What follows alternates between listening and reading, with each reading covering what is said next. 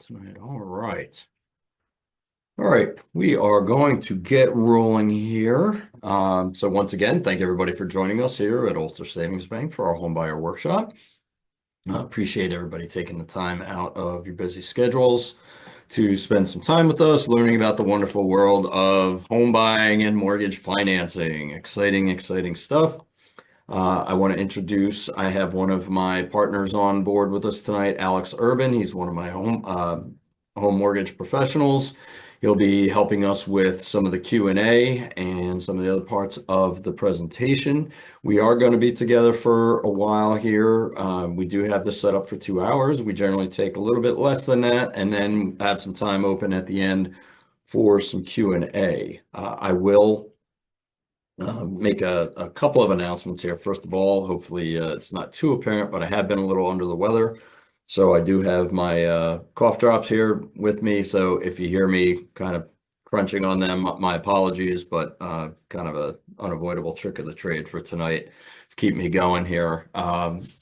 Other than that, so as you saw, I let everybody into the seminar from the waiting room. That is a manual process. So as some more people come in for another 10 minutes or so, I'll let some stragglers get in there to join us. So that may make my presentation just a little disjointed here in the beginning as I have to stop and do that, but I will try to keep it as seamless as possible.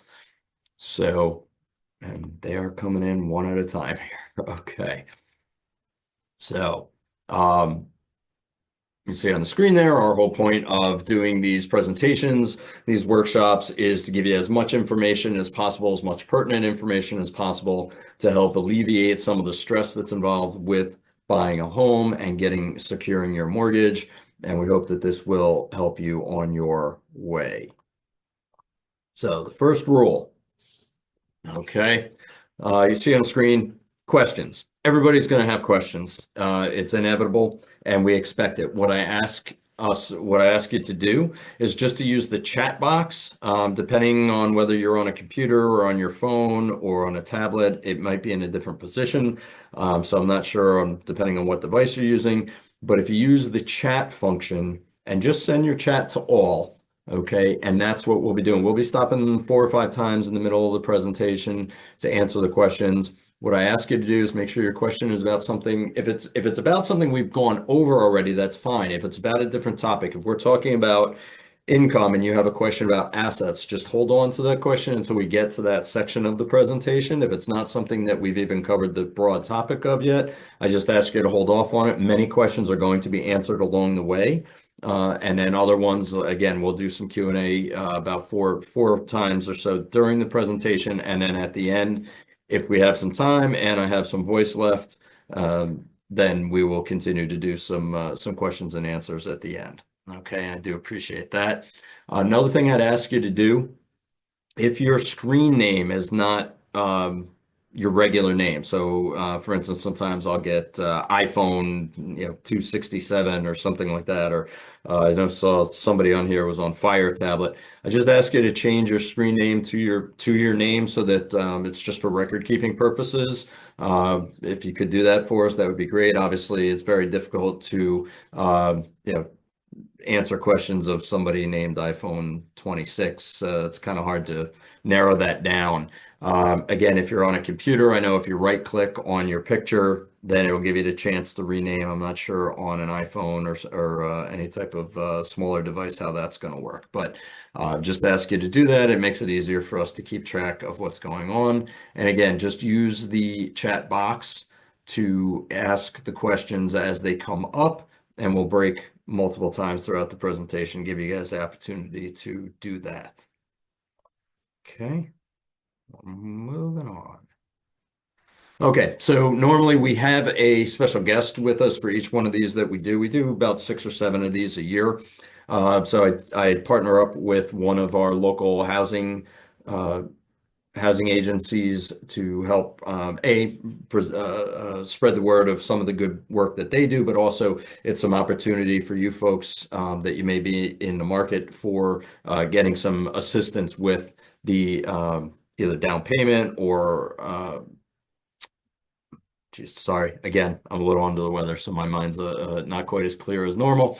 Whether it be down payment, closing cost assistance, or just advice or finding different partners that you may need, such as a realtor or an inspector or things like that.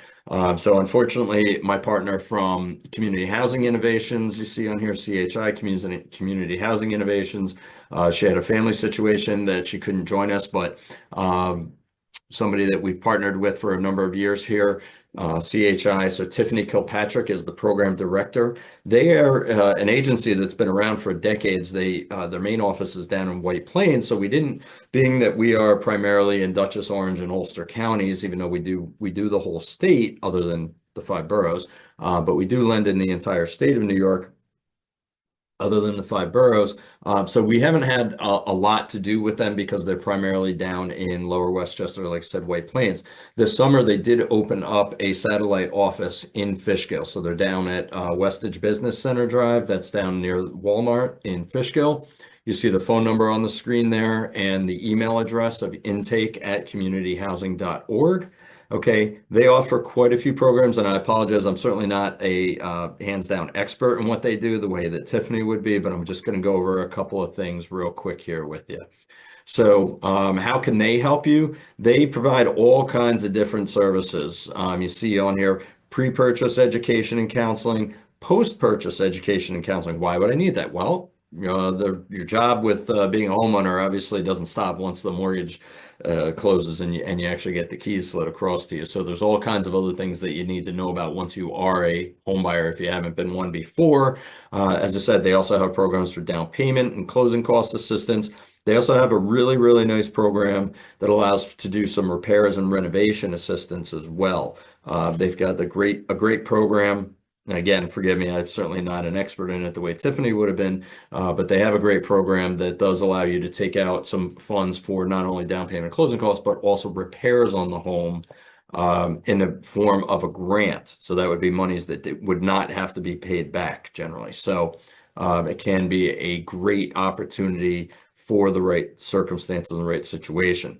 What I can tell you about the programs that they have is they are generally first-time home buyer only, and there's also going to be income limitations. Okay, we are going to talk about multiple different grant type of programs tonight. Most of your programs like that where there's housing assistance, there are income limitations that you cannot make over a certain amount. Now, what are those dollar amounts? It depends. You're going to get sick of hearing me use the word depends because I say it all the time. My team hates it, but it depends on where you are. There's a lot geographically. So in other words, the limits in Dutchess County might be different than the limits in Orange County, might be different than the limits in Ulster County, and then the rest of the state as well. So, but there are some limits. That's something that if you are interested in looking into, again, I'll refer you back to Tiffany's contact information. And if you didn't catch it, we can get it to you again at the end of the presentation, or you can always just email me. So here's some of their criteria for their main grant programs that they have. Again, first-time home buyer.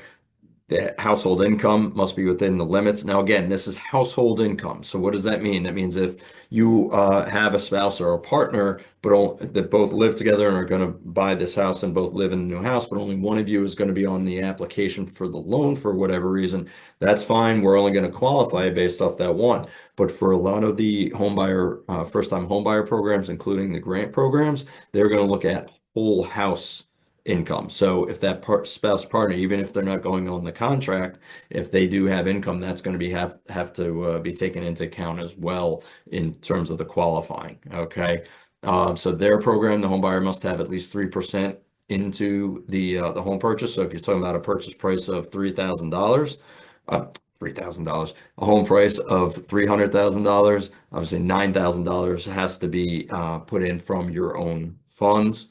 And that has to be met at the time of application. So when you're looking to apply for the grant and for the mortgage, you have to have those funds in. You can't say, oh, well, I'll save up that money over the next month or so. That's not a lot of time to save up a difference in down payment or closing costs. So we got to have it at the time of application. I'm not going to read all this stuff to you, and that's what you're going to find throughout this night. I'm going to have basically a bunch of bullet points on the screen, and then I'm going to get into details on a bunch of other things. If there's something that's really important that I want you to write down, I'm going to tell you specifically stop and write it down. Otherwise, just kind of sit back and try to pay as close attention as possible. We are going to go through just a ridiculous amount of information, and so we just hope that we give you just a good, broad, general idea of the mortgage process and the home buying process with this presentation. Okay, so you have to do a home buyer education course, which community housing will provide for you. Now, their main program that they work on, they have grant funds have to be used. It could be towards down payment and closing costs and renovations or repairs. So again, you just see there 49% and 51% for each. So if you're buying a home and it's an older home, say it's from the 60s or so, and the kitchen hasn't been updated, so you know that you're going to want to redo your kitchen. We get, and they have a grant. I believe it's for $50,000. Don't quote me on that. Again, it's been a while since I've looked at it. I apologize. But so say it was for $50,000 grant, $25,000 for down payment closing costs, and $25,000 could go towards the renovations of that of the kitchen or whatever you wanted to have done. So that's all part of their program. And again, we can get you more in touch with Tiffany afterwards. I'll get the contact information out to you guys.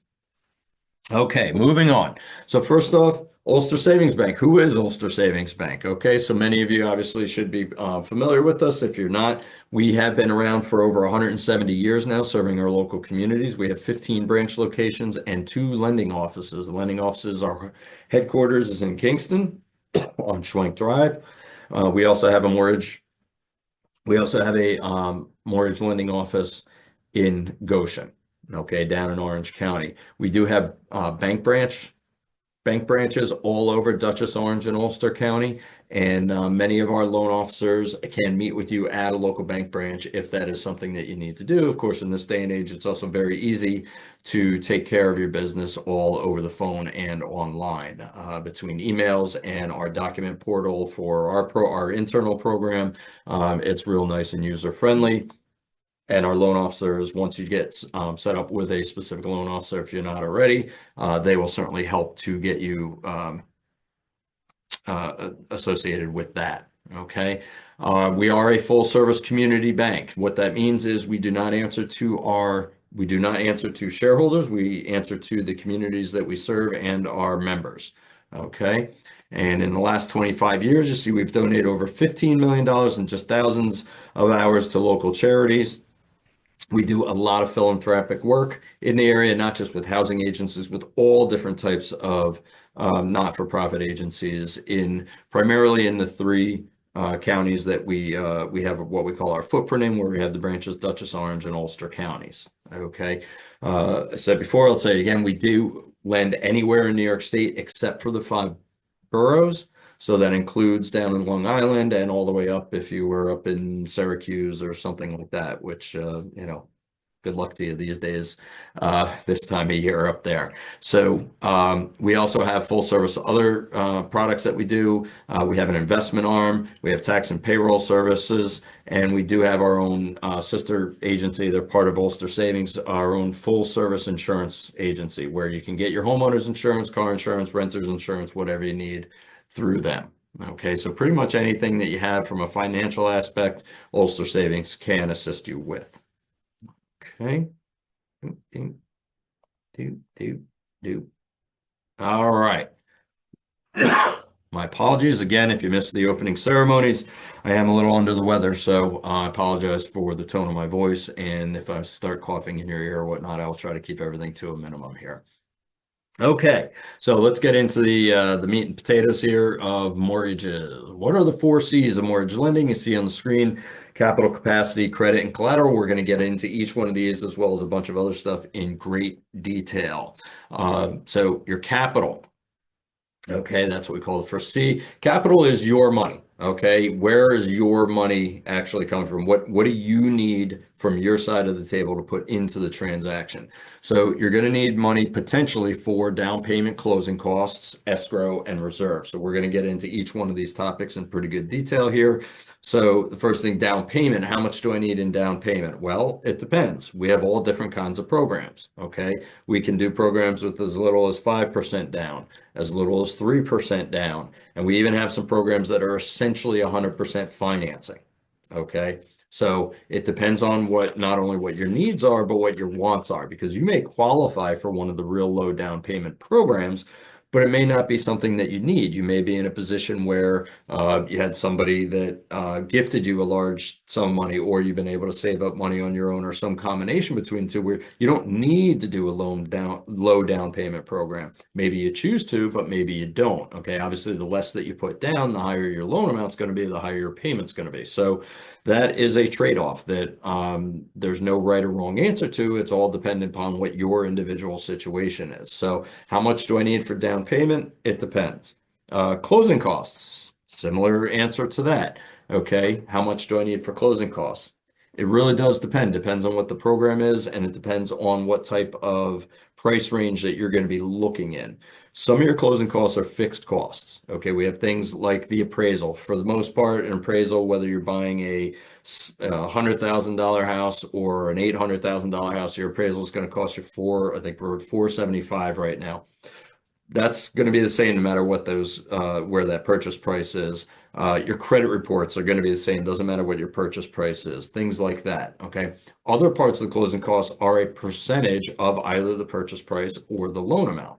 So your two biggest expenses we generally run into are mortgage tax. New York State has a mortgage tax. So anybody who's familiar with living in New York, you know how expensive of a place it can be. I'm sorry to tell you, but we are one of like only 6 states in the country that have a mortgage tax. Yay, New York.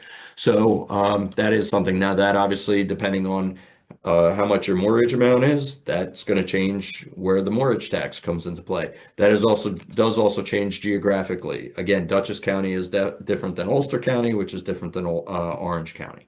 Okay. So those are some of your larger one of your larger costs is in the mortgage tax. Some of the things are fixed, some of the things will be adjusted. So how much do you need? It's really, really hard to say. I don't like to give out specific any type of harder numbers, $5,000, $10,000, whatever. I don't even really like to do percentage wise because again, it can vary pretty greatly. What I can tell you is I just suggest once you are when you're just even moderately interested in looking into buying a home, get in touch with one of our mortgage specialists, and you can do that through me, and I'll be giving out the email address at the end of the presentation. Or if you're already working with somebody, just have them work up an estimate based off of the price range that you're looking at, and we can get you right in the ballpark of what you need to know. All right. The third topic you see on here, escrow. So what is an escrow account? So the term escrow is used multiple different ways in the mortgage business. The main way that we generally talk about here is we're setting up an account to pay your taxes and insurance, your property taxes and your homeowner's insurance. Okay. So what happens is for most people, especially first-time home buyers, you're going to have those paid through the bank. So you're going to when you go to make your monthly mortgage payment, you're going to pay for your principal and your interest, and then also for your escrow. Now, there's no cost to setting that up. There's no setup fees, there's no maintenance fees, anything like that. So it's very, very simple. If your property taxes are $6,000 a year, it's going to cost you $500 a month. We're going to have to put into the escrow account. It's that simple. Like I said, there's no markup on it. Same thing with your homeowner's insurance.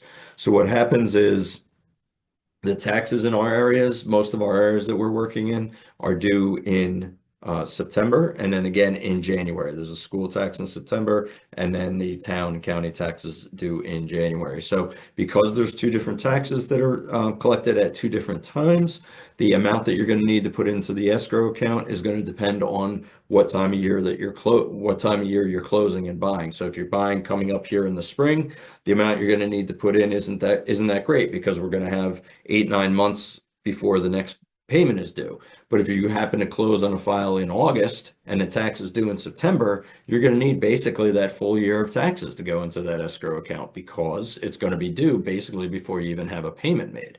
right? So you want to, it's not a reason to push off, to push off your closing or anything like that. It's just something to take into account that it might be a little bit more out of pocket at different times of the year, just based on when the taxes are due. Okay. The last topic you see on there is reserves. What are reserves? That's how much money you have left over after the deal is done. Okay, so you have put down a down payment. You have paid closing costs. You put in money into your escrow account. What do you have left? That's your reserves. So how much do we need for reserves? It depends. So some programs don't require anything. Okay, so some programs, there is no requirement to have any type of reserves afterwards. So you get in, by the time you're done writing checks at the closing, you've got $87 left in your account. There's programs where that's perfectly fine. I'm not so sure it's recommended, but it's perfectly fine. And for our purposes, we can do it and we'll get you closed and we'll get you into your house. There are other programs, and depending on what type of home you're buying, where reserves may come into play more. So some programs may require 2 months of reserves. So what does that mean? That means 2 months of house payments. Okay. So principal, interest, taxes, and insurance. If that total of those payments is $2,000 and the program requires 2 months reserves, we have to make sure you have at least $4,000 left in your account after everything is said and done. Okay. The other time, so again, there are some programs that will require reserves. The other thing is depending on what type of home you're buying, I mentioned that. So if you were doing a multifamily house, 3 unit or a 4 unit, something like that, where you were going to live in one unit and then rent the other couple of units out, those generally require a couple of months reserves as well. Okay, and that can change depending on the program, so I don't want to get into too much specifics. I'm not trying to scare anybody with anything. It's just the idea that keep in mind it's more than just I want to buy a house for 300,000. I have $20,000 in the bank, so I only need a mortgage of 280,000 and I'm good to go because I have 20,000. No, you need 20,000 not just for down payment. You also need closing costs, potentially escrow and reserves and all that stuff as well. So it's just a matter of keeping in mind that the amount of funds that you need might be a little bit higher than what you have in mind. Okay. And see what else we got here. Okay, so where does all this money come from? Okay, so again, now this is stuff that's coming from your side of the, essentially considered your money, your side of the table. So personal funds, that's just your average everyday banking accounts, checking, savings, CDs, could be, excuse me, could also be things like a money market fund, mutual funds, stocks, bonds, those types of things. Okay, anything that is coming from that's in your name that you're maintaining, that you're contributing to, that would be personal funds. This would also include things like retirement accounts. If you have a pension plan at work or a 401k or something like that, if you have access to either withdraw or borrow against it, that's all considered your funds too. It's all perfectly usable. We're happy to accept whatever you have. It's one of the things I like to point out here is when you're talking with your loan officer, don't get wrapped up in how much you want to use. If they're asking you for how much you have in assets, let them know what you have, not necessarily what you want to use. Or you can let them know both. But if you just say, well, I have $10,000 and they go off of $10,000 and try to work up what you qualify for, that's going to certainly limit you. It's going to put you in a smaller box. If you have $10,000 you want to use, but you also have $80,000 sitting in a 401k account, it's important to let the loan officer know that you have that because they may be able to tailor a different program to you. Okay, and it's something, a term that you'll hear me use quite frequently is, custom. We're going to make a custom quote for you because what works for you might very well, most likely, is going to be different than what worked for your parents or your uncle or your neighbor or your friend at work, right? So we want to make sure we're working up what's right for you. So it's about your situation and what works the best for you. So in order to do that, we have to have all the right information from you on that. So again, so your personal funds, that's a big part of it. Plenty of times in my career of doing this where the person gave me one number and it turned out they had a much different number in mind. Or actually available to them. They just didn't want to tell me for whatever reason. Okay, well, now you're handcuffing me on what I can present to you. All right. I hope that makes sense. Next topic you see on there is gifts. Gifts, perfectly legal, perfectly acceptable. Pretty much every program allows you to have gifts. Now, who can give you the gift? That might be limited depending on what program that we're putting you into. So generally speaking, any type of relative. So brothers, sisters, mothers, fathers, kids, uncles, aunts, all that good stuff. So I'm not going to say blood relative, but relatives are generally acceptable. Some programs may allow a gift from an employer. Some programs may not. Okay, so if you are getting a gift or planning on have a gift or are planning on getting a gift, again, just be open and honest with your loan officer about that. Okay, the more information we know, the better the program that we can put together for you, make sure we're going down the right path. There's no real limitation on the gift. There are some programs where 100% of your funds could come from a gift. Some programs don't allow that. All right, so again, it all depends on what is really the best thing that works for you. Sorry, I can tell I'm getting a little broken up here, so my apologies. So the next tab, seller concession, you see on here. So very simply, seller concession is the seller can agree to pay for some of your closing costs and prepaids. Okay, prepaids meaning like that escrow account that I talked about earlier. All right, so the seller can agree to pay for some of the closing costs and prepaids. They cannot give you down payment funds, but they can give you some money towards closing costs and prepaids. All right. How much can they give? It depends on the program. Your basic programs will allow for 3% of the sales price. So again, if you're talking about $300,000 purchase price, that'd be $9,000. Okay. How does it work? Very simply, let's say you agree on a price of $300,000 with the seller and you can qualify for that. You have the income, everything's fine, but you're just a little short on assets wise. You don't quite have enough for your down payment and closing costs. So the seller can say, okay, I'll give you a 3% seller concession, so $9,000. What we're going to do is we're going to go ahead and make that sales price $309,000 with a $9,000 concession. So the net result is still the $300,000 sales price that you guys agreed on. Okay. Perfectly legal. It's done all the time. It just should be set up from the get-go. Okay. It's not something that you want to be chasing after the fact. But it is up to the seller whether or not they're willing to do that. What's the catch? The house has to appraise out. So if you agree to the price of 300, we get the $9,000 for the concession. So now we make the sales price 309,000. The house has to appraise for at least 309,000. Okay, the value must be there. If the value comes in lower, we're going to have to cut that down. Okay, so it is a little chicken and an egg situation. Hate to bring that up. I know how expensive that is these days, but it's a little chicken and an egg situation with that because you don't know for sure that the house is going to come in, but there's things we have to do. We have to go off of certain assumptions when we do this. We can't be 100% set in stone as we're going through the process, and then we hope that things come out together. But if you're using a realtor, your realtor should be able to put you in a position where you're not offering more money than what the house is worth anyway. So you should have some protection built in there. Okay, and we do recommend everybody have their own realtor. So that's a seller's concession. So you see the next tab on there is nonprofit grants or DPAL. You don't need to write this down, but DPAL stands for Down Payment Assistance Loan. Okay, DPAL, Down Payment Assistance Loan. Basically, it's another loan that you could take out simultaneously as we're closing on your first mortgage that may be able to cover some of your closing costs and prepaids, down payment, closing costs, and prepaids. Main program, there's a main program through New York State that we work with that has one of those. It's a great program for the right person. There are income limitations. Again, I mentioned that in the beginning of the presentation. There are some income limitations on a lot of these quote unquote special programs that we do. But if you qualify, it can be a great way for you to get into a home, again, where you can qualify income-wise, but you're just a little short assets-wise. That's a great, pretty quick and easy way to get you some extra money. The basic DPAL that we work with is 3%.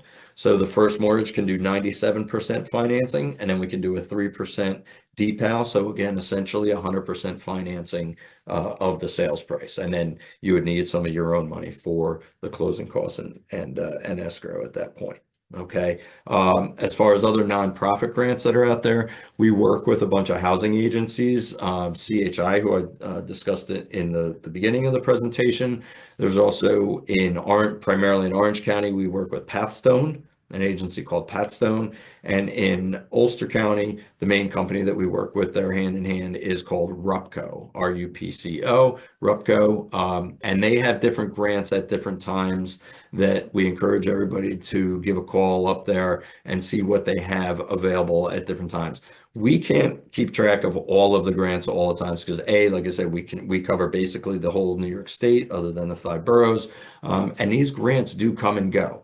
They're funded by whatever agency, and they might have X number of $1 million available. And when it's gone, and then they move on to the next one. So that's something that we do put some of the onus back on you to follow up with the agencies and see what you have out there. If you're looking for a home in other areas of New York State besides just the three counties, that's great. There's a bunch of pretty much every county is going to have a housing agency or two that works in there. So um, if it's Greene County that you're looking in, just Google housing agency Greene County and then contact them and see if they have any grant programs that are available for them. Okay. Most of those types of grants are very geographical. Some could even be city by city, but generally it's what's available throughout the county that they're working in.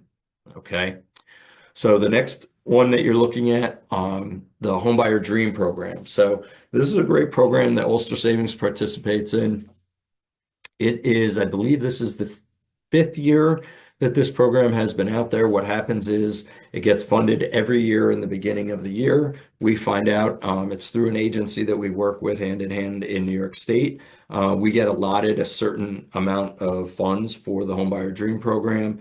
This year, the grants were $30,000. Last year was $20,000, so it was a big jump up this year to $30,000. And they have 3 different programs that people may qualify for, depending on your income level and what your situation is, whether you're a first-time home buyer, whether you're a first-generation home buyer. There was a new program that they had that came out this year. Excuse me. Sorry, got to refuel on my throat lozenge here. So we were assigned quite a large number of slots. The program just went live for this year 10 days ago on February 9th. And we actually only have a couple of slots left already. The demand was so high on this that we've been able to get a bunch of people squared away with their grants already. We do have a couple of spots still open. So if it is something that you're interested in and you want to see if you can qualify, again, you're going to want to reach out to your loan officer as quickly as possible and see what's available to you. Again, the biggest restraint that we have on that is the income level, first-time home buyers and the income levels, which again change depending on geographically what county you're in. It also depends on how many people in the household. So you want to have that prepared. So that's if it's a single borrower with 2 dependents, that's a 3-person household. Okay. So that's how that stuff is done. It doesn't matter how many adults, how many children, or anything else. Is grandma going to come and live with you?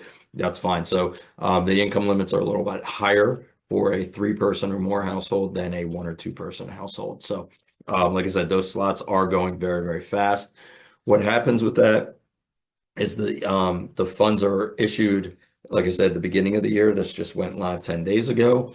Once those funds are used up by us, that program will not be gone, but it will be paused until August. Once we hit August, any banks that have not used all of their funds, those funds will get re-pooled together and then reissued out. What I can tell you is every year that we've been involved in the program, and I think this is the 5th year, we have received additional funds once that has happened because we always use all of our slots and a lot of banks just don't.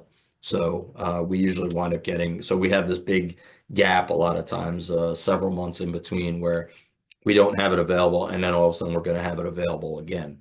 So if you're in a position where you're not really ready to buy a house, you just want to get some good basic information, that's why you're joining us here tonight, that's great. What will happen is maybe in the next 6 months, you get yourself in a position where you are really interested in buying a house and being able to do it, then we may have some additional program funds available to you at that point. Like I said, that would be at the end of August, really the beginning of September, when that would happen again. So as of right now, we have a couple of slots available, not a lot. They are going fast. So the last one that you see on here, the Smart Move New York loan, it's a program I'm really, really proud of. I won't say it's exclusive for Ulster Savings, but there's only about 5 banks in the area of New York that we cover primarily down here in Southern New York that participate in this program, and I don't think any of them do anywhere near as much of it as we do. So basically, what it allows is a 20% or sometimes even up to 25% of a down payment loan to help you get into your house. So in other words, again, let's say you're buying a house. I'm going to just use easy numbers for all this stuff. So you're buying a $300,000 house and you're going to put 3% down. Okay. Well, instead of doing that, we can get you a Smart Move New York loan, which will give you a 20% down payment. And now we can avoid something that we'll talk about a little bit later that most of you may have heard of called PMI. We can avoid PMI by getting this loan for you as your down payment. So even though it's not your funds, it becomes your funds. And now you have an 80% first mortgage, a 20% second mortgage, and then you just have to cover your closing costs and prepaids. And again, you may be able to use some grant money for that type of stuff as well. What's the good news about the Smart Move New York loan? It is a loan. Okay, it's not a grant, so it does have to be paid back. But the loan is done at 3%. It's a fixed rate of 3%. Okay, and if any of you have been following where mortgage loans are lately, you know that we're quite a bit higher than that right now, right? So rates are in the upper 6% at least, if not higher, for most of the programs that we're working with. So the Smart Move New York allows us to put you into a fixed 20-year loan at 3% interest. So you're talking about an interest rate half of what the going rate is. That could lower your total monthly payments considerably, depending on the size of the home that you're looking to buy. Okay, and it can make it that much easier for you to qualify for your dream home. Okay, so I know that was a ton of information I was throwing out at you there. And tried to move as fast as I could. So I'm going to go ahead and turn some things over to my partner. Alex here is going to look at the chat. If you have some questions, go ahead and throw it in there. Alex, let's go ahead and go through 3 or 4 questions now. All right, so when we were going through it, there was a lot of questions here in the chat about escrow. Dave usually touches on this. In other places, escrow can mean something else, and it's usually the earnest money. That's not what we're talking about. Earnest money deposit and escrow. In what we're talking about is your taxes and your insurance being paid. So it is a part of your monthly payment. When you get your payment for your mortgage, you're going to have your principal and interest, and then whatever you choose to escrow, which could be your taxes and your insurance or one or the other.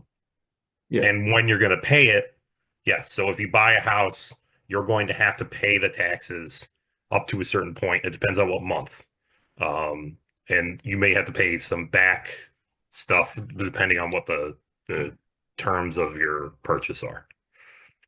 So, all right, yeah. So just to clarify on that. So when I talk about the term escrow means a couple of different things. If you hear it, I do usually go through this. I apologize. I'm a little stuffed up here, so my brain's not quite working as smoothly as it should be. So, yeah, we hear the term escrow on like TV shows or movies, right? That means they were going to closing. When we talk about escrow there, where they're putting money in to go to closing. So it just means a totally different thing than what we use it for here. When we talk about it here, it's just for your property taxes and your homeowner's insurance.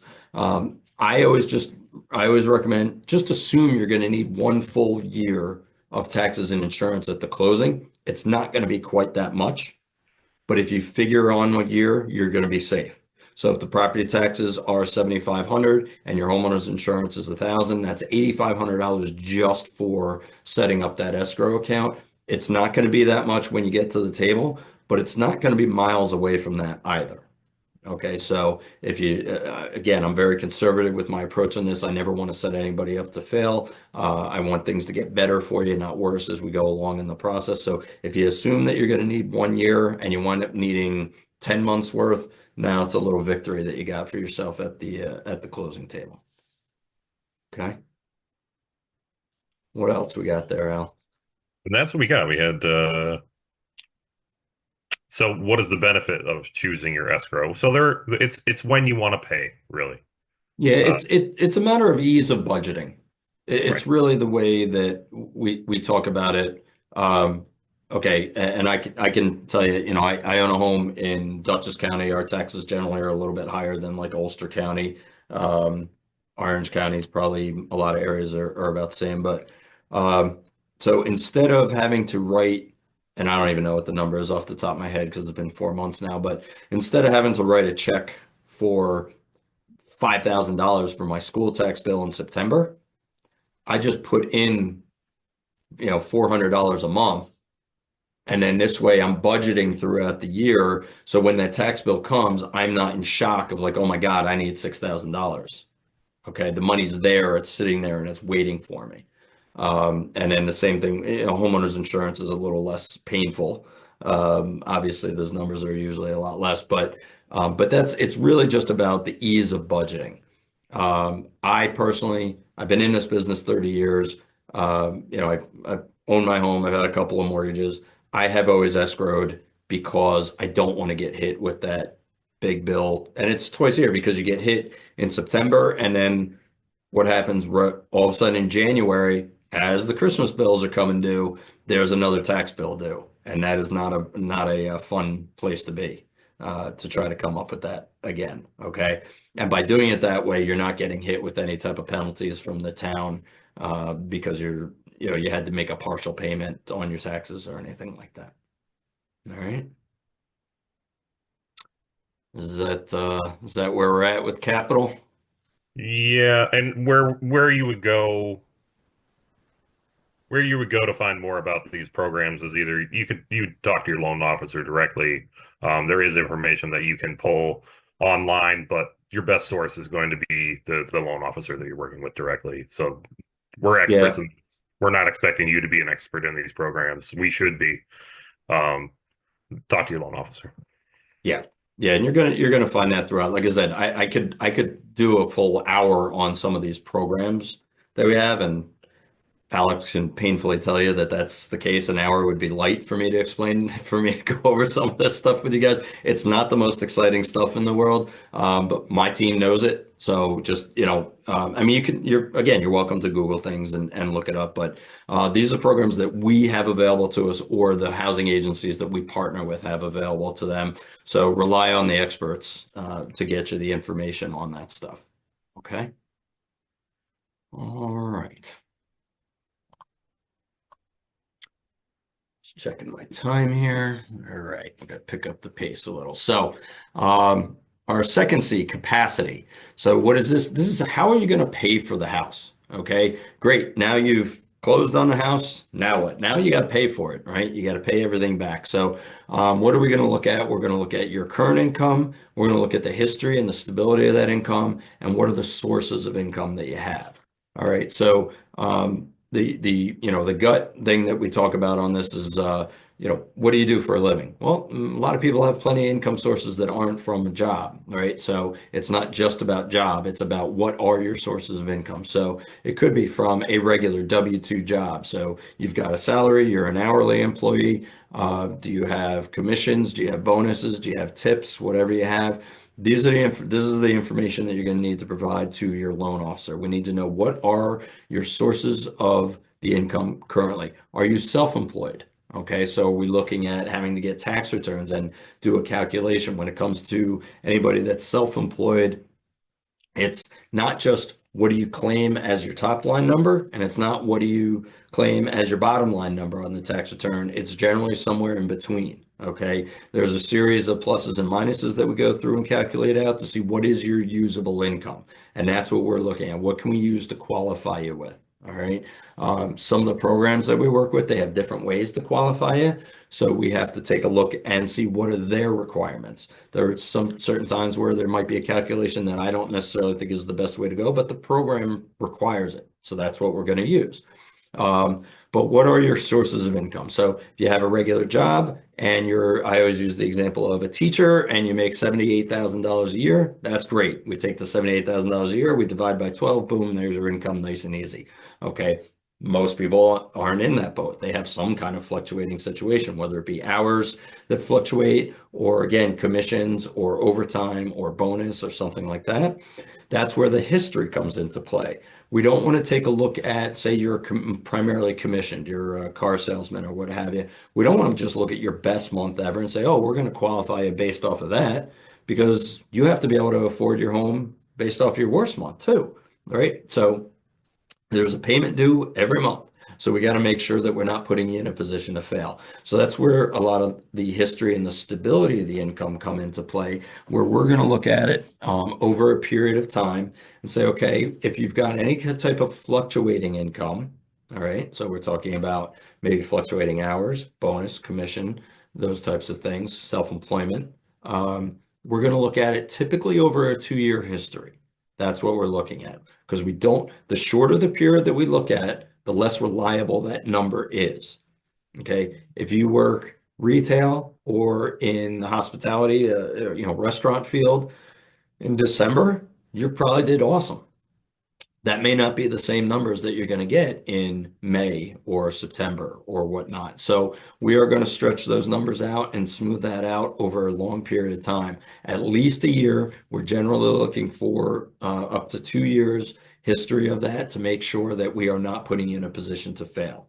Like I said, so if you were the best thing that we can get for you, if you are getting it paid by regular pay stub, we're going to take your end of the year pay stub from right now you should have your W-2 for 2024, but your W-2s don't give us the breakdown. How much is base pay? How much was commission? How much was overtime? How much was whatever? Okay, so we're going to ask you for your last pay stub from the end of the year. So your last pay stub in December, your last pay stub from December of 2023 also. Now, most people's pay stubs, they have a full breakdown on there of how much you made from each source. And we're going to look at that and we're going to calculate your income based off of what we see off of that average. Now, there's always situations that come up. I was hurt and I was out for 3 months, so my 2023 doesn't really accurately reflect what's going. That's fine. We can take that into account. We can do the math. That's not a problem. Just let us know that that's what the situation is. Like, oh, I make about $6,000 a month. Okay, $6,000 a month. That should be about $72,000 a year. I get your 2024 end of year pay stub and it was 72,000. Great. I get your 2023 and it was 60,000. Well, why the difference? Maybe you got a raise. Great. Maybe you were out for a period of time. Sorry to hear that, but what can you give me the dates? Do you have any documentation to show that? Now we can work with that and we can make sure that we're not unnecessarily penalizing somebody because they were out of work for a period of time, something like that. Now, if it's a matter of you work in a business where there are slow periods, let's say you're a road work person, a blacktopper, not doing a lot of blacktopping right now, right? Can't even get to it. So we get your pay stub right now, it's probably going to look really, really ugly. Whereas if we got it in August, it's going to look fantastic because you're probably working way more hours than you even want to at that point, right? So that's again where we have to take a look at and smooth those numbers out throughout the year to make sure we're not giving you artificially high or artificially low amounts that we're qualifying you based off of. Okay. The bottom line is when it comes to pretty much all the stuff that we're talking about today, when your mortgage specialist is asking you for information, please just get it to us. We're not asking because we want you to have to get extra documentation. We're not asking because we're curious, okay? We're asking because it's what we need to do our job the best that we can to put you in the best position possible to be able to get into your dream home, all right? So we may ask for something that seems weird, like why would I need my end of the year 2023 pay stub when I have a W-2? Because the W-2 doesn't give me the breakdown. The pay stub does. Oh, okay, that makes sense. Let me get that to you. Okay, those types of things are what we're looking for. as far as the stability goes. So if you've changed jobs, a lot of times that's not a problem. Okay. You've moved up from you were in one job, you took a job at a different place, and now you're in a better job. Awesome. That's what we're going to qualify you off of. But it's got to be based off of, we have to be able to have some stability to those numbers. So, in other words, if you are commissioned and you change jobs, that puts a little bit of a monkey wrench in things because how do we know the new job, even if you're the best at what you do, what if the company winds up not being as good as you thought they were going to be? All right. And you don't have as much opportunity as you thought you were going to have. Right. So when it comes to changing jobs or changing your sources of income, sometimes it's fine and it's not a problem at all. And sometimes it can be an issue. If you're just salaried and, or say you were hourly and now you go to salary, awesome. Love that. Great. Nice and easy. You were getting $25 an hour. Now you're at $80,000 a year salary. Makes our job much easier. We take the $80,000 a year divided by 12, we're done. The other way around, that's where it can get tough. I was in a salaried position and now I went to a commission position. Well, again, just because you were great as an administrator at this company, that doesn't mean you're going to be a great salesperson at this company. So we can't rely on that old income because it doesn't apply anymore. And you don't have a track record of the new income. So what are we supposed to qualify it based off of? Right? You're making our job very, very difficult in order to do that. So that's the type of thing where we may need to pause your process. You may not be in a position to go and buy a new house if you just change jobs and you got into a situation where your income is now fluctuating and it wasn't before. Because if we don't have a history of it, we don't have anything to base our numbers off of. Okay. Other sources of income, Social Security, retirement, pension, those types of things, fine, no problem whatsoever. Um, Long-term disability, no problem. We use that all the time. What if you have some kind of a trust that you're getting income from? No problem. We look at the history. We make sure that you're getting it. We make sure you still have it available. You're going to have it available for a couple of years. No problem. We can use that as well. Okay. So, um, regardless of what the source is, again, you want to be open and honest with your loan officer about what's going on in your situation to make sure they can work it up for you accurately. If you say, well, about how much is your income right now? Oh, I make $100,000 a year. Awesome. I'm going to use $100,000 a year. And I go through and do the whole thing. And it turns out that it's $100,000 a year because you just, this year it's 100,000 because somebody passed away and left you $40,000. Okay, well, that's a one-time thing. So we don't want to count that for you in any year going forward. So we couldn't use that. Okay, so it's not just about what you make, it's where it comes from. Okay, and I know I'm kind of beating a dead horse on this thing, but I want to make sure you understand the importance of that, of really breaking it down to the point of what are those sources. Other types of sources like alimony, child support, separate maintenance. Again, we should be able to use those things if you disclose it to us. You don't have to, but if you disclose it to us and we can prove it. Okay, everything in this business is based off of documentation, documentation, documentation. We have to be able to prove things. So you are supposed to be getting $200 a week in child support, but the person that's supposed to be giving it to you is very sporadic with their payments. You'll get $200 here, you won't get it for 3 weeks, and then you'll get $600, and then you won't get it for a couple weeks, and then you'll get $100. That's going to be really, really tough to use. Most programs aren't going to allow us to do that. Okay, because we have to, again, we don't want to set you up to fail. How could we count on you having that if you can't count on you having it, right? So it's just a matter of, really, it's just very logical, our approach on that type of thing. The guidelines are pretty specific. As long as we have a good detailed history, then we shouldn't have any problem using it. All right, I hope that all makes sense to everybody.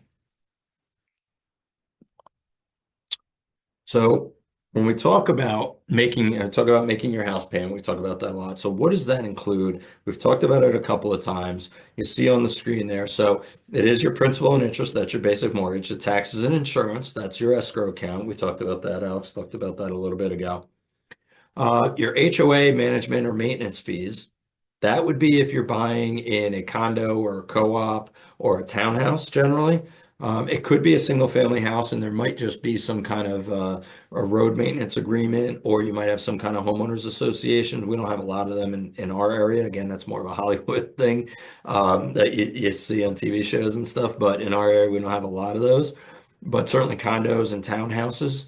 I do need to point out co-ops. Okay. We do not lend on co-ops.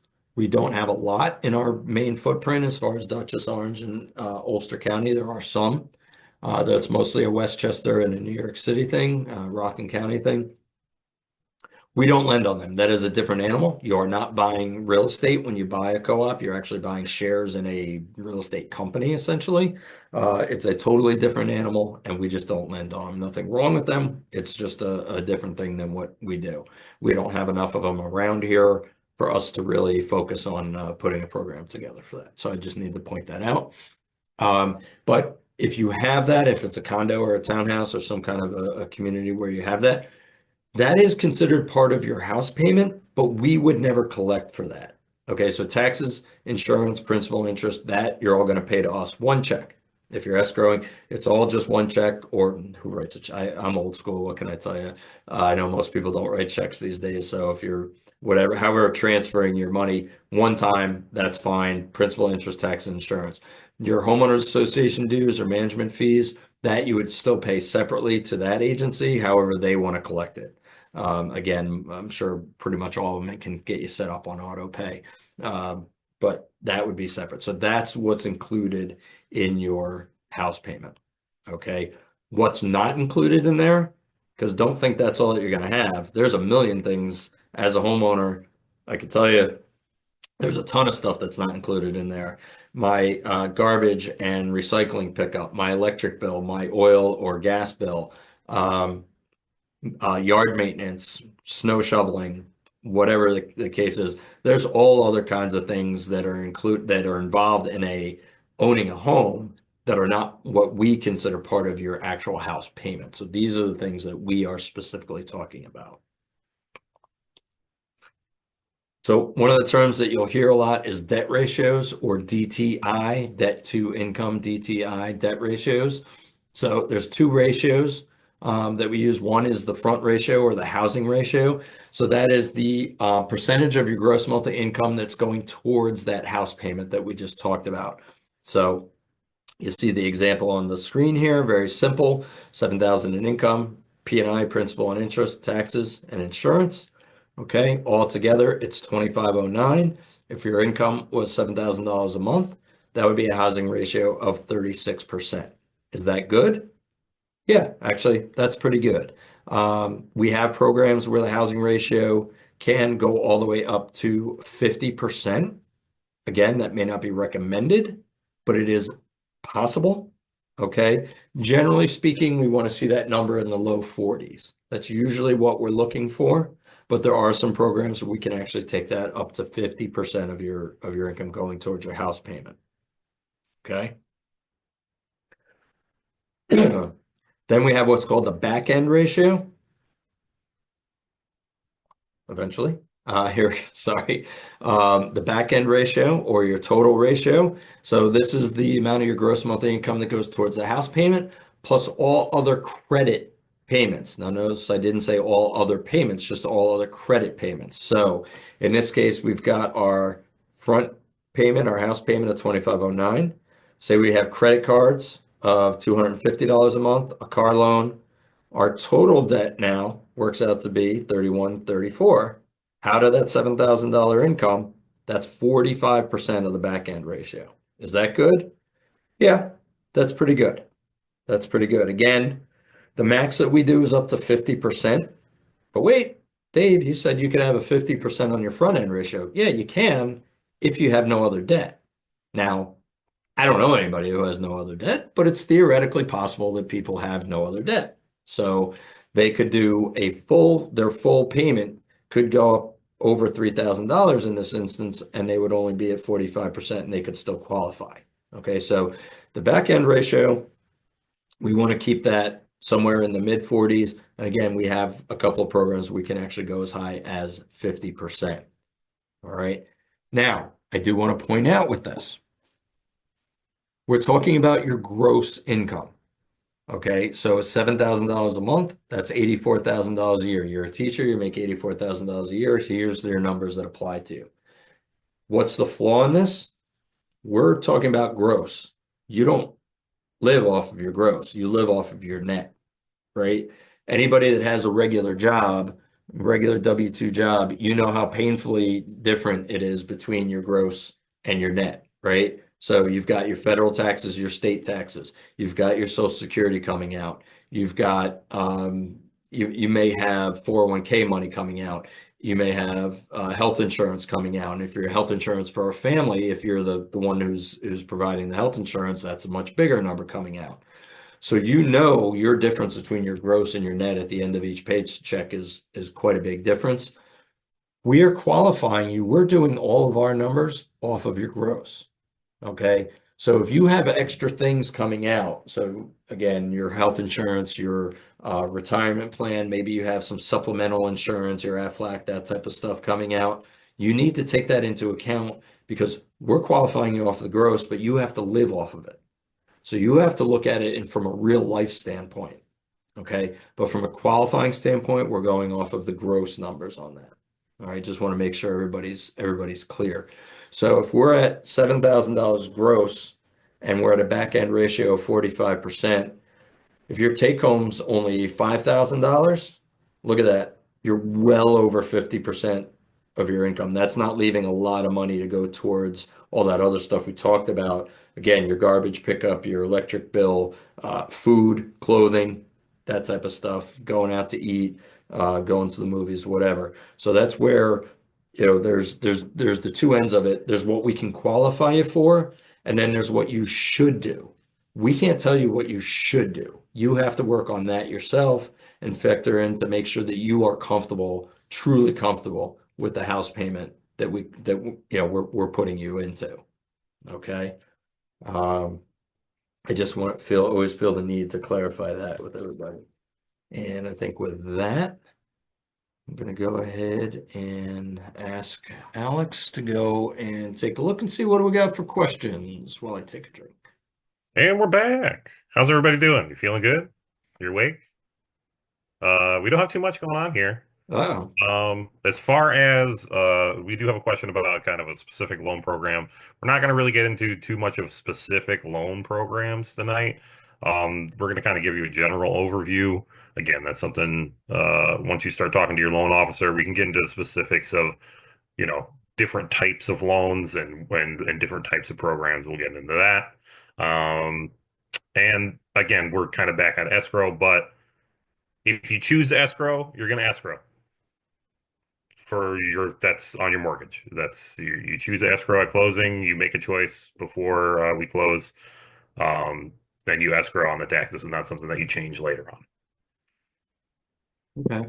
So I got to make sure, listen, we're not live in the same room here. I'm just online. I got to make sure you guys are staying awake and paying attention to me here. So I need you to make sure that you are asking questions. Please don't be shy with that. All right, it's the only way that I get some interaction. I make sure I'm not just sitting here. Alex has heard me talk about all this stuff probably 150 times at this point, so he's got it down pat. I got to make sure that you guys are listening and involved and engaged with me here. So please don't be shy about asking those questions. Go into the chat box and throw them in there so that we can make sure that we are keeping you engaged and keeping everybody together. Don't make me come back and scold you again, please, please, please.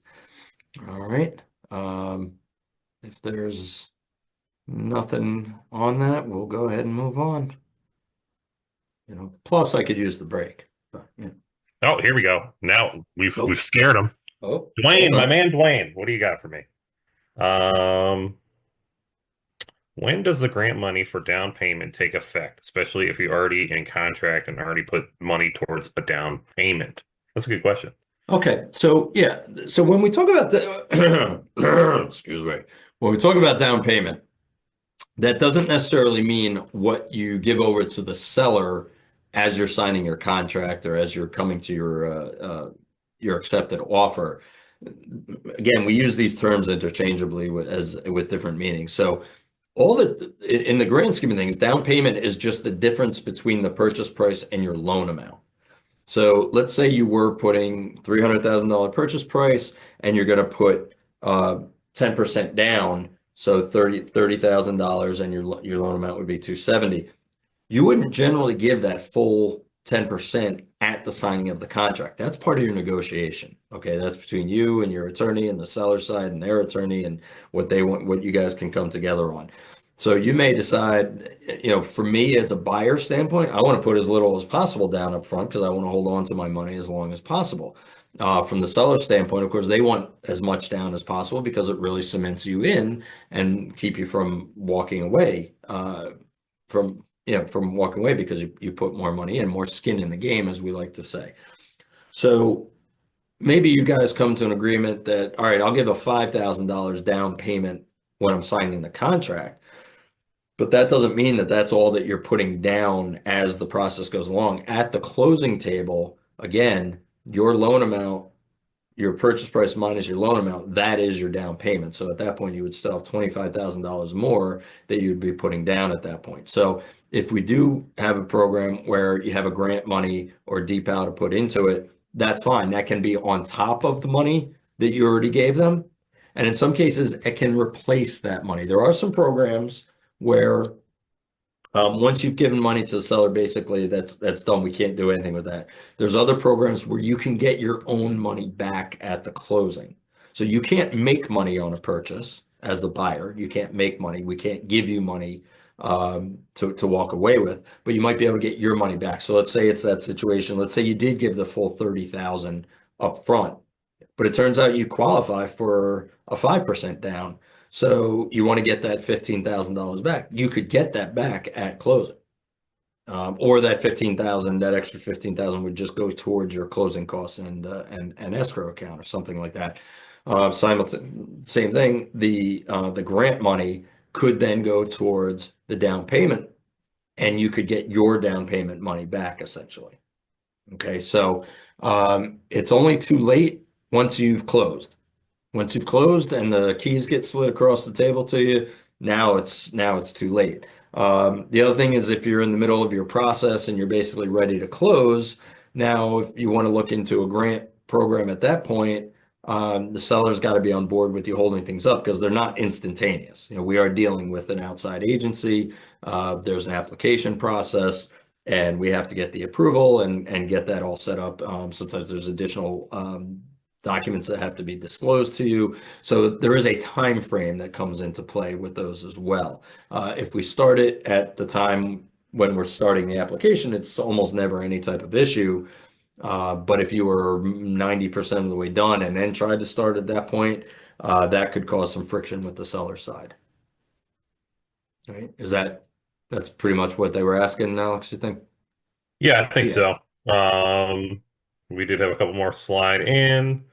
Property taxes are your taxes that are against your property for the county, not state. That is, yes, it's your state stuff, but yes, it's the county. But I'm not really sure what you're asking here with federal taxes and things like that. The question here is, are property taxes county, state, and federal taxes, or just one? Okay, It's so there's no such thing as a state or federal property tax. You can have county, you're not can have, you will absolutely have. That's the one. You have county, you have school. You could have a city or a hamlet or something like that. There could be another one as well. Village tax, like the village of Wappingers has a tax that's separate from the town of Wappingers. So there could be a third tax that's in there. Not real prevalent in the areas that we generally service, but you certainly could hit it. But yeah, there's no such thing as a state or federal tax so far. Um, Good. yeah, yes. I think the other stuff we can kind of, Okay. I'll send a couple messages, but we should move on.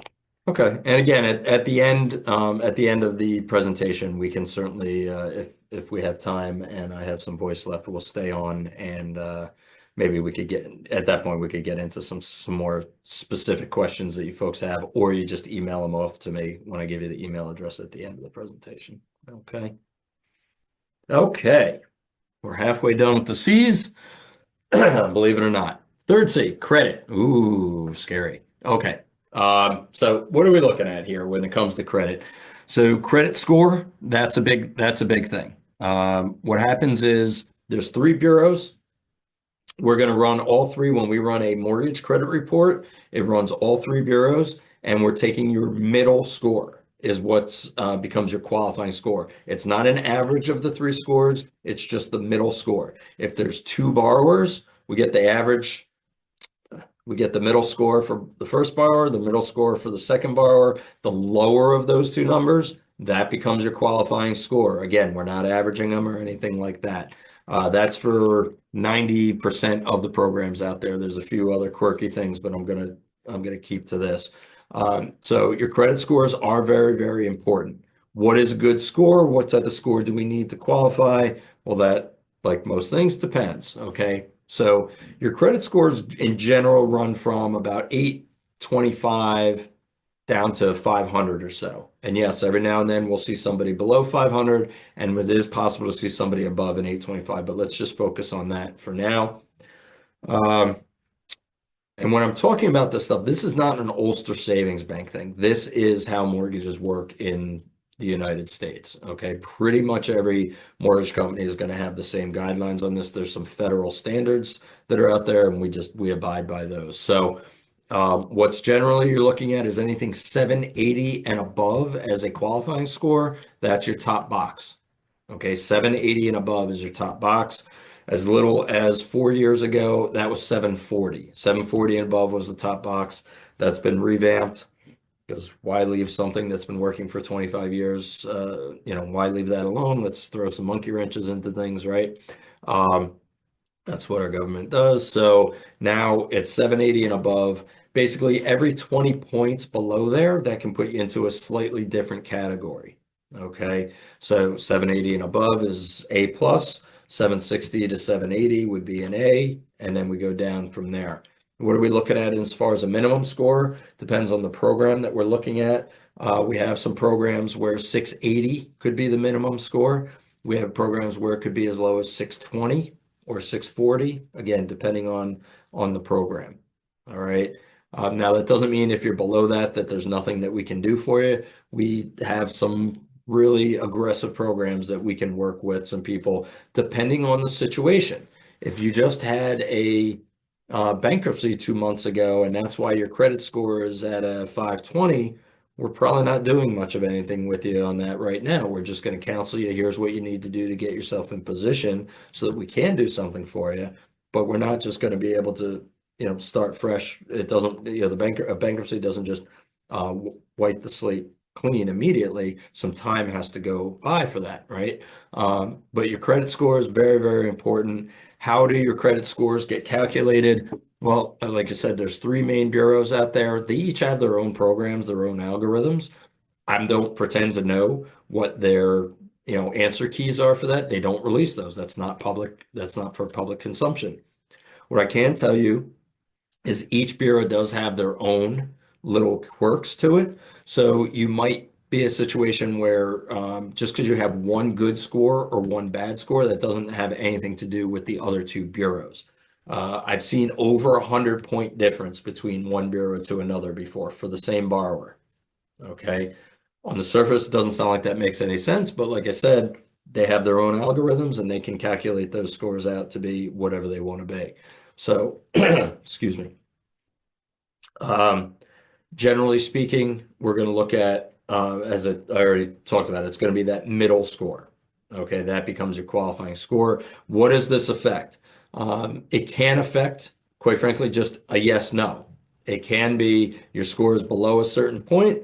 Unfortunately, I just don't have a program available right now, and we're going to set you on a path to get those scores up so you can do better. Other times, it'll work. So it could be a yes, no. It could be a yes, but because your score is lower, you have to put more money down. Maybe we can't do the highest loan to value. Maybe we can't do 97% loan to value, but we could do 90% loan to value or 80% loan to value because your score is lower. So it could affect that. It can affect the fees on your loan when we talk about your closing costs. Okay. There are fees that are associated, they're driven straight off of what your credit score is. Again, there's a whole chart that we follow, and here's your loan to value, how much you're putting down, and here's your credit score across the top, and boom, okay, you're going to need to pay this much in order to in fees in order to close on the loan. This is not something, again, it's not an Ulster savings thing. This is the way that Fannie Mae, Freddie Mac, the two federal agencies, that's how they do their pricing, and we're subject to their pricing. So for most of our programs, there are some programs where the score doesn't affect the rate at all. Okay, so again, depending on your situation, it may or may not really come into play. You see on there the second thing, frozen or locked bureaus. Just ask you to make sure maybe you had some fraud at some point, or you had some kind of a situation where you felt the need to get your bureau frozen so that nobody could pull credit on you. That's fine. Just ask you if we're going to go ahead and pre-qualify you, we're going to want to take a look at that credit report. Go ahead and you're going to need to reach out to the bureaus and get that done. We can't do it for you. Okay, so you're going to reach out and put on, hey, I need to unfreeze my credit bureaus. I think they allow you to do it for a certain number of days. So you can say, all right, I'm going to have it unfrozen for 3 days. You let us know, great. We go and pull the credit, and then it'll get refrozen again, and it's fine. Okay, kind of the same thing with fraud alerts. So if you had a situation where somebody used your account information or whatever, you could put what's called a fraud alert on your credit bureau. That's great. So we run the credit and we see, oh, there's a fraud alert. John Smith said, please don't extend any credit without checking with me first. Well, what's going to be in there is a phone number.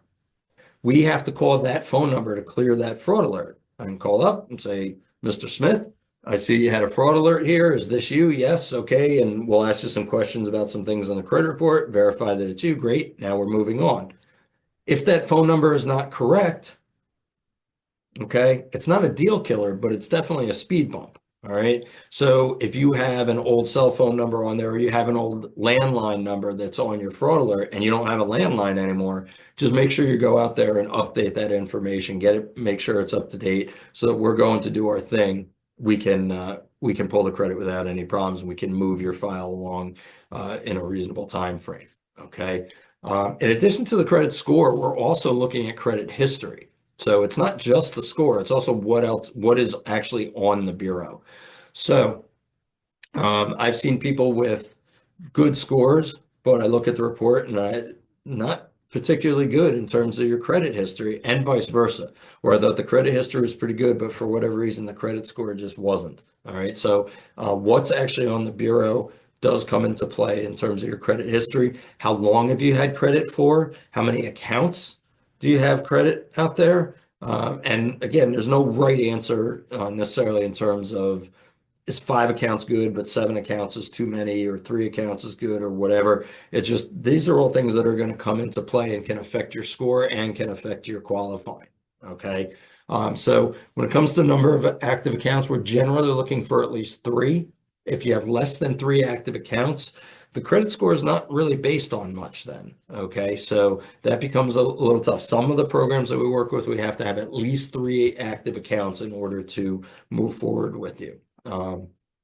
And then, of course, what types of delinquencies do you have out there, if any? So you missed a payment on a credit card 6 years ago. Who cares? No big deal.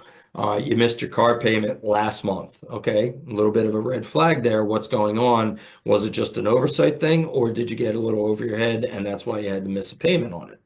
Okay, so depending on what type of delinquency and how delinquent it was, that can come into play whether or not it really has a big effect on anything with your getting into your dream home. Okay, you see the last checkbox there is alternative sources. So I said we're usually looking for 3 active accounts. What if I don't have 3 accounts? It doesn't mean go out and open up 3 new accounts. We may be able to use what are called alternative sources. Excuse me. So That would be things that you pay, but they're not going to show up on your credit report. So it might be things like your cable bill, your Netflix bill, your garbage pickup, rent. Okay, if you're paying rent somewhere, those are alternative sources, regular payments that you're making. It could be monthly, it could be quarterly. Um, but anything that you're making regular payments on that we could say is basically the same thing as a credit card or a car loan or what have you, that would be an alternative source. Most programs allow us to do that and to work those up for you. A beautiful option that you have available to you these days is to self-report additional trade lines. Okay. So what that means is you've got a Netflix account, you have car insurance, you have a phone. Duh, everybody's got a phone, right? So you have a cell phone bill. You can have those payments actually self-reported to your credit report.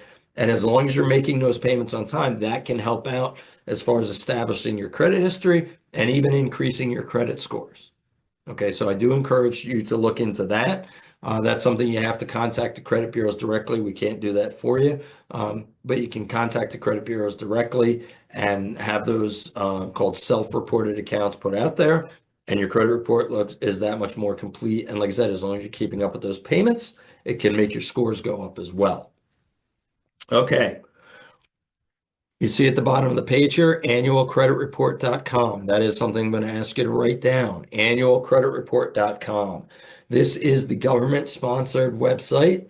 You are entitled to go out and pull free copies of your credit report, okay? And it will not harm, in theory, it will not harm your credit scores. I know we don't want to pull credit because it might make my scores go down. You go out to annualcreditreport.com. That's a government-sponsored site. You can get each credit bureau listed. The way it used to be set up is you could get one free bureau a year, okay, from each of them, one free report from each of the bureaus a year. You're not going to get your score, but you are going to get the full report so you can see what's out there. The last thing you want to happen is for you to go out, find your dream home, say, okay, this is it. It's a very emotional, very mentally draining process. This is it. This is the house I'm going to spend the next 10 years of my life in. Let's go. And I go and I get it. And now I go to get my credit pulled, and there's some account out there that I didn't know about. I have a collection account for $3,000 from Central Hudson, and it's somebody else's account, and blah, blah, blah. But now my credit score is hurt, and I have this collection account out there, and my lender is making me pay this off, and I don't want to pay it off because it's not mine. Pull it now. Pull it now so you can see what's out there. If there are any issues, address them now. Okay, the earlier you can get them addressed, you get it addressed and cleaned up. And then in 3 months, when you're really serious about wanting to buy a house and we go to pull the credit and it's not on there, and life is wonderful. Okay, so annualcreditreport.com. I cannot recommend that highly enough. Any other sources that are out there, your Credit Karmas, or I know each of the bureaus, Equifax, TransUnion, I know they'll have their own little sources out there, not as effective as going to annualcreditreport.com. Okay.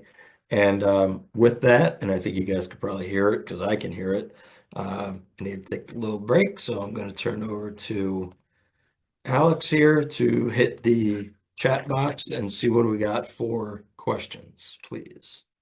All right. So, Barbara, this is probably one of the highest questions that we get about credit.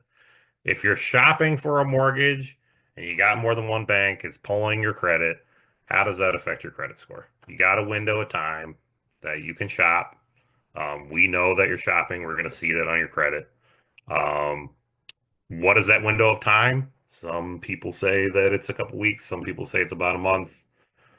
Dave and I both kind of say there's debate on that, but you do have a window of time that you can shop, and it doesn't hurt your credit score. It's not So the hard hitting bottom a bunch of line, times. It's not like you're applying for a credit card and a mortgage and a auto loan, and that's if you're applying for different things at different times. That's when it really is gonna change what your credit score is. the bottom line is two things. One, why would you go anywhere else? Right, we're the best. Just talk So to why your would Ulster you side. want to do that? You don't get to work with fine folks like me and David. All right. Um, Alex is here waiting to work with you. Okay. yeah, But look at this mustache. I'm ready. beyond that, okay, for cars and for mortgages, there is supposedly built into the algorithm a grace period of, again, let's say 3 weeks. I think it's probably a little longer, but I wouldn't want to mislead you. And they don't make it public knowledge. So we are, I don't want to say we're guessing here, we're educated guessing on it. Like if you go shopping for a car and you go to a car dealer, they're going to send your credit out to 4 or 5 different places usually. That's only going to count as one credit pull against you. It's the same thing with mortgages. As long as you're going to a registered mortgage, bank or mortgage lender, if they see like, you went to say, obviously you would never go anywhere else after you came here, but say you went to some other place first, XYZ mortgage company, and said, oh, okay, now I'm going to go with Ulster Savings, and we pull it, and it's only been a week. In theory, it should not affect your credit score. We have to say in theory because we have no way to prove it. Okay. All we can do is compare the two. And if we say, all right, well, XYZ pulled my credit and I was a 700, now you pulled it and it's a 670, you guys made my score go down. No, we did not. We don't, what else happened in that week? Did other lenders report, you have a credit card and credit came due or you missed the payment or whatever. So we have to look at what else happened during that time. Just the act of pulling that credit is not supposed to affect that score. Okay. Now, it's also, even in general terms, a credit pull should not affect your score all that much. It's excessive credit pulls that should affect your score with any type of severity. What is the definition of excessive credit pulls? Again, they don't tell us. So more than a couple, I guess, that would be a good way to think about it. Um, but no, you don't have to be afraid of I let so and so pull my credit, so I don't want you to pull my credit. As long as it's within a couple of weeks, it should be perfectly fine. Yes, that is one of the most common questions that we get. And this is kind of a follow-up to piggyback on that, which is this is a great question. I'm gonna say Jan is probably in this business, the way the kind of questions that she's asking. Um, if you know you're likely to use a conventional mortgage product and interest rates are set federally, why shop around? Is there much difference in what various banks are offering? What the difference is who you're working with, and how they use their knowledge to get you what you want. Yes, rates are competitive and they're similar most places, but what you're going to get is who is writing the mortgage, what type of underwriting process, that kind of stuff, the turnaround time, how familiar are they with the programs that they're using? That's the difference. Um, How much information did the bank provide to you in a free homebuyer seminar? right. That would be a main thing that you want to look at. Yeah, if you're just doing an average everyday vanilla type of deal, you're putting 20% down and you're going to do a regular mortgage, it's not going to be greatly the mortgage itself and the rate is not going to be wildly different, generally an eighth of a point here and there. Um, but it's coming to a place like Ulster Savings where we have all these alternative programs that we work with, where we make sure that our people are doing a thorough job of interviewing you up front to make sure that we're setting you up to be successful with your process all the way through, alleviating a lot of that stress. Those are really the differences in terms of shopping around. Yeah, you're just not going to find if somebody is really, listen, I've been doing this for over 30 years. If somebody's that far out of the market that you found this great deal that's so much better than what I can offer you, then take it and don't look back. Don't talk to anybody else because chances are it doesn't exist. But if it does, take it and run with it. But there is the whole too good to be true scenario when it comes to that. Okay. And we'll tell you Um, that. We'll be honest with you about you that. know, I yeah. told somebody that today. So, Yeah. That's it. That's it. If somebody, if I'm at 6.5% and somebody says, oh, well, I'm getting offered 6% from so and so, then why are you calling me? Take it, run. That's it. I can't, my sparkling personality is not going to make up for 0.5% in interest rates. Okay. An eighth of a percent, certainly. Okay. Alex could get away with 1/4%, but not a 0.5%. That's too much money. But does that really exist? That's really where the whole shopping around thing comes into play. All right. Anything else? Um, if you're shopping for a mortgage and you're pre-approved, and then you have to put a pause on your home buyer process, um, that's something. Is it going to hurt you? No, that happens all the time. If they have to pull credit, no, we shouldn't be pulling credit every time that there's like a new pre-approval, those kind of things. So Yeah. in theory, no, that shouldn't hurt you. That's something we see on Yeah. a regular basis. Your okay, so that leads into what generally another question that we get on these things. So, your credit report is good for 120 days technically. Okay. So yeah, so we pull credit, we issue your pre-qualification certificate, you go out looking for 2 months and you just get real frustrated. You just can't find a house that works. Like, you know what, I'm gonna hold off for a couple months and you come back in 5 or 6 months. I mean, we don't throw anything out. We're going to obviously need to update information for you. We'll need new pay stubs and bank statements and whatever because the information's stale dated. But we're going to have a record of everything that we did with you. So that's not really a problem. And it is one of those things. And Alex could tell you, I could give you hundreds of stories of somebody saying, oh, I want to talk about mortgages, but I'm not even going to start looking for, 6 months, 8 months, whatever. By that weekend, the phone's ringing, and I go, "Oh, guess what? We found a house." Well, so and the opposite happens as well, especially October, November, somewhere around there where there's less houses on the market. A lot of people will just put it on pause during the Christmas holiday season, and then pick it up again in the spring. When we're getting warm like we are out there now.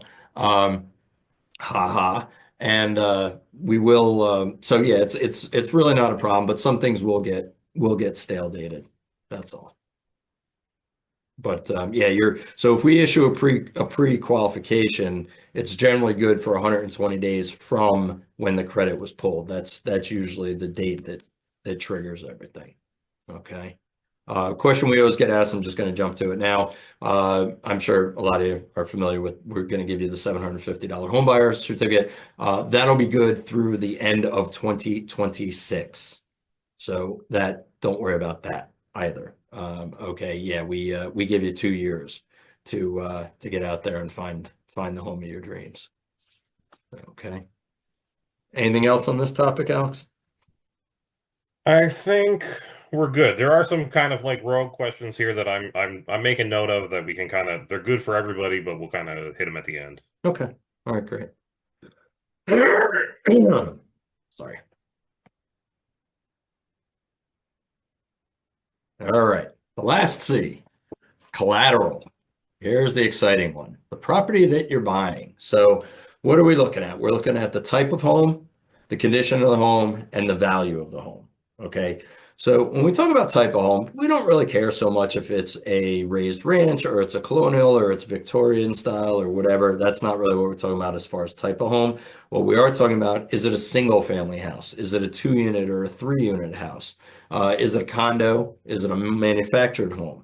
Those types of things. Okay. There are some different programs that may or may not apply to the different types of homes when we talk about that.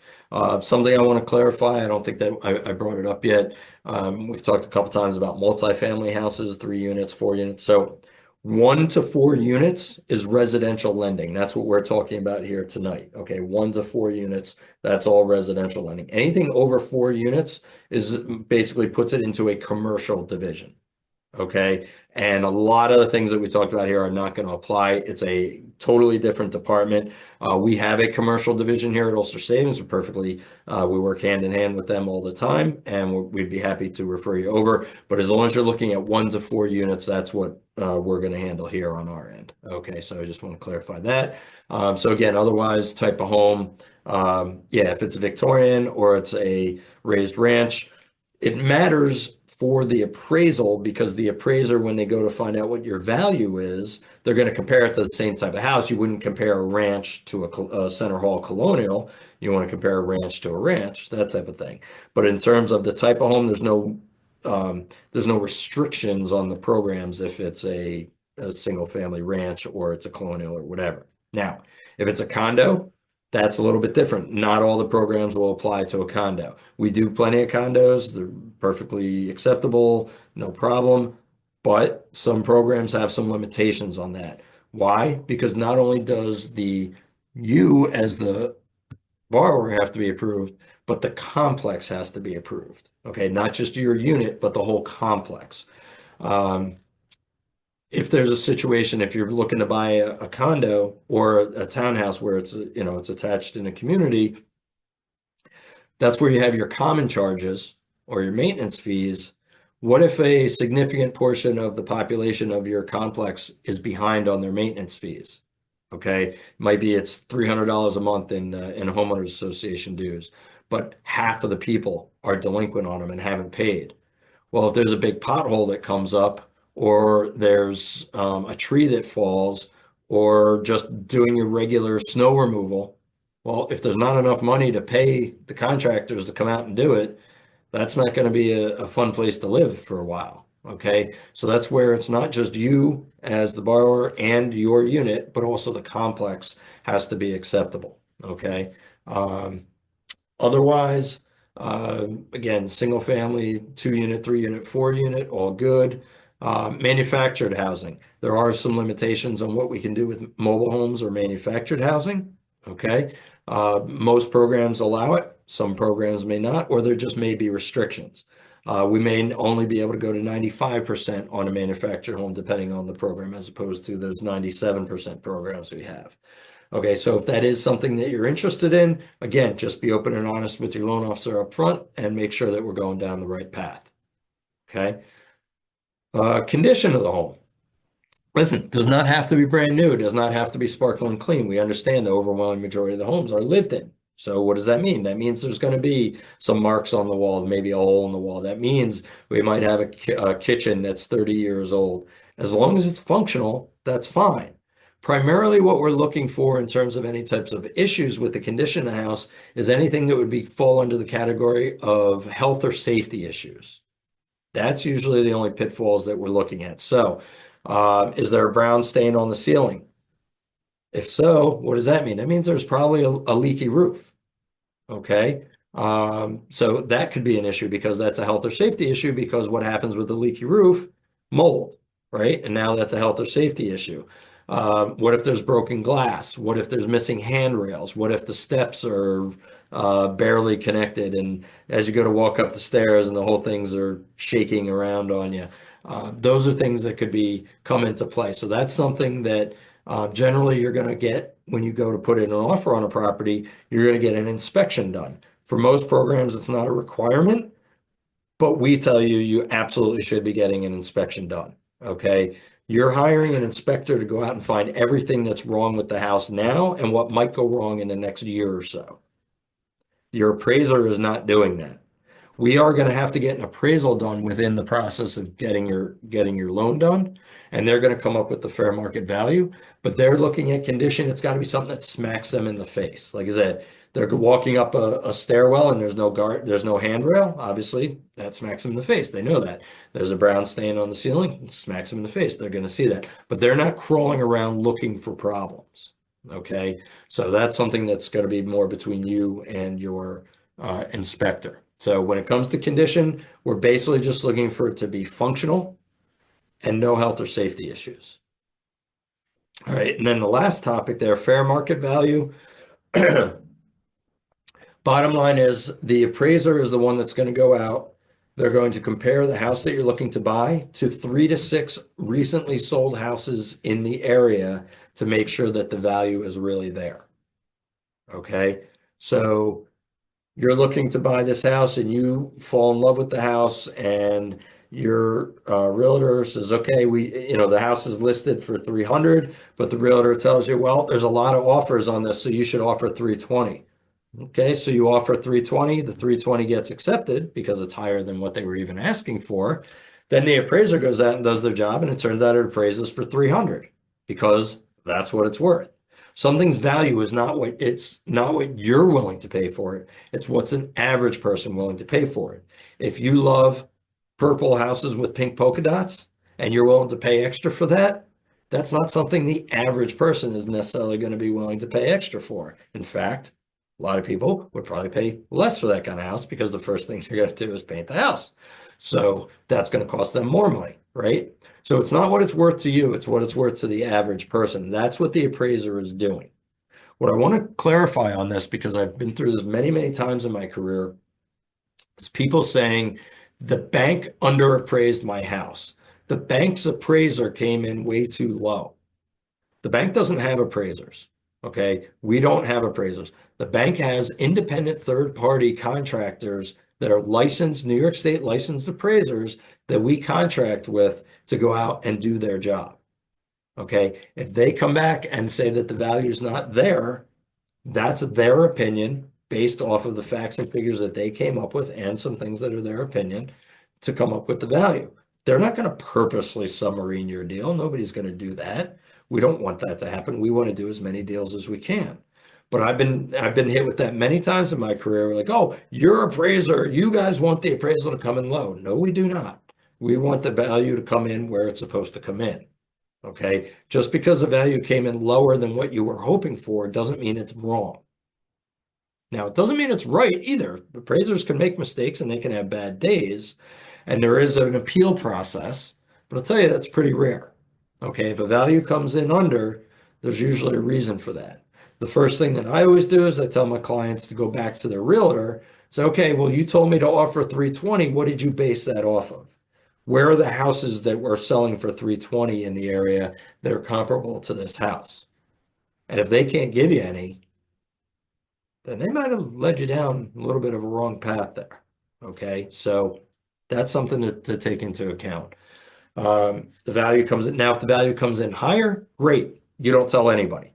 I know, you know, that's it. That's not public record. You don't tell your realtor, you don't tell your attorney, anything else. But if you agree to the price of 300 and it comes in at 320, great. You just got $20,000 in equity before you even moved into the house. You're awesome. Moving on. If it comes in lower, then you have some negotiating to do with the seller and see where they fall on it. They don't have to renegotiate, but hopefully they do, and you guys can work something out. I think that's what I want to go through with fair market value with the fourth C of collateral. So I think I saw the chat box lighting up there. So Alex, I'll ask you again. Got anything good there? So with appraisal gaps, if there is a gap between what the price is and you want to move forward, you have to pay for the difference. That's what's up. Yeah, so it's a negotiating tool. Okay, like I said, it's a negotiating tool. Alex has his muscle coming in there. So it comes back and there's a discrepancy. It is entirely up to the seller whether they want to play ball with you or not on that. Okay, and then it's also up to you. A, are you in a position to pay extra? And are you willing to pay extra? You don't have to. At that point, the deal could fall apart. This does not happen very often. I don't bring this up to scare anybody about it at all. It's pretty rare that it happens because there's usually multiple parties involved. You've got realtors on both sides and everything. So this is part of their job is to make sure that they're coming to a good value between the two, between the offer and the acceptance, right? So if there is that discrepancy, uh, maybe the seller says, nope, I'm not budging. I want that full amount. And you come back and go, well, I'm not willing to go that way. Then you guys part ways. In those cases, generally, it's very easy for you to get any type of deposit money back. That should be built into the contract that there's what's called an appraisal contingency. And if the appraisal doesn't come in, it doesn't come in. But hopefully it's something where you guys can work something out, whether it be come all the way down to what the appraiser came up with or somewhere in between the two values. And then, like I said, we can appeal it. And if we have an appraisal review department here that is separate from our originations department, and if they feel that's maybe the appraiser didn't see everything the right way, we can always look to get a second appraisal done. But it's not always the best way to go. But there are times where that may be a thing for us to do. All right. Okay. And I see we had some talk about the price of an inspector here. This is actually good for us to see. It looks like the average price is somewhere between $600 and $700, so that's great. Um, do we have to pay the appraisers? So your appraisal, when you do your appraisal, that's an upfront cost, depending on the program and what type of property that could change, of what the price is. And you will get an appraisal report that shows what the appraiser said and who the appraiser was. Yeah, so this is something different banks might do it different ways. What we do at Ulster Savings, we don't charge any type of application fee or anything like that. We just have you pay for the appraiser. Okay, so you would pay us when you're ready to move forward. We're going to do your pre-qualification, all that stuff, no problem. There's no money changing hands, nothing like that. Once you find the house, you're signing your contract and you're ready to move forward. Now we're going to collect for the appraisal fee. Like I said, I think the standard right now is 475 for basic for single family. We're going to collect that. So you don't have to worry about paying the appraiser at the door. You're going to pay us. We're going to pay the appraiser. They're going to go out and do their thing. Once they come to the door, that money is spent. That's the way I like to say it. So we order the appraisal, they get to the door to do their job, that money is gone. If the house appraises, doesn't appraise, there's health and safety issues, there's not, whatever, it doesn't matter. That money is spent at that point. They're doing a lot of work to come up with the value that they come up with. The other question I see there about the detailed report. Yeah, typical appraisal report is anywhere, I'd say 15 to 30 pages, depending on how complex of a property it is. Some appraisers give tons of pictures. Some only give like bare minimum of the pictures. So those there can be a big discrepancy there. We never know what we're going to get back. But yeah, it's a very it's an all-encompassing property report that comes out, and you get a copy of it. Absolutely, it's something that will be emailed and mailed to you during the process. Okay, and we're going to go ahead and move along here. I don't know how much more I've got to give you guys. I apologize again, but we got a few more screens we're going to go over. I'm going to do a little less improvising. So you see on the screen here, and you don't need to write this stuff down. You can find it on our website. It's all pretty basic, but we do pre-qualification here at Ulster Savings. It's what we call to get to your buying power. Okay. How much can you afford? What is your monthly payment going to be? What is that dollar amount? Okay. How much of a house can you go out there and look for? That's all on the pre-qualification form that you're going to get from us. When you talk to Alex and he goes through and qualifies you, he's going to issue you a certificate that's going to have a dollar amount on it. Now you can go out and do your shopping. That's what the realtor is going to be looking for in order to take you around and show you and let you put in offers on homes. Okay. I do have to explain this blurb at the bottom that the pre-qualification is not a commitment to lend. Why not? Because things happen. Okay. I like to say life happens. So we're going to qualify you based off of where you're at right now. So credit, income, assets, all that good stuff, the whole total of information that we're going to take from you, we're going to qualify it based off of that. What if you change jobs 3 weeks from now, and now you, like I said before, you go from a salaried position to an all commission position? Okay, that pre-qualification we gave you may not be valid. All right. What if rates go up? We hit some other weird, financial situation in the country, and the rates go up 2%. I can't guarantee you that we're still going to be able to qualify it based on what we qualified you at the lower rate, because as the rate goes up, obviously the payment goes up, and now it's a little less affordable, right? So the other thing is, even once the process starts, we could have things like we just talked about with the appraisal. What if the appraisal comes in and there's all kinds of health or safety issues? We're not going to lend on a house with a ton of health or safety issues unless we do it as a rehabilitation loan, and we can do those, but that's a totally different animal. Okay.